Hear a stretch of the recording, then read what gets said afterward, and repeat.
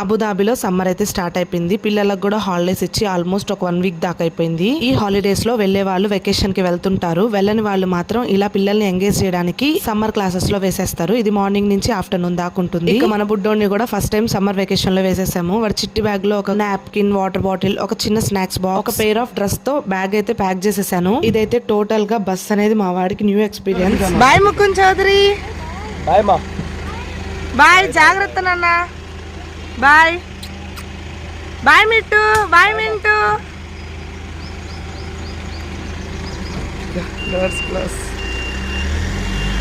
అస్సలకి నేను ఎక్స్పెక్ట్ చేయలేదు ఇంత నవ్వుతా ఎంత హ్యాపీగా వెళ్తాడని చెప్పేసి. ఆఫ్టర్నూన్ డ్రాప్ ఆఫ్ కి మనకు కాల్ చేస్తారు. అప్పుడు మనం బస్ దగ్గరికి అయితే వెళ్ళాలి పిల్లల్ని పిక్ చేసుకోవడానికి.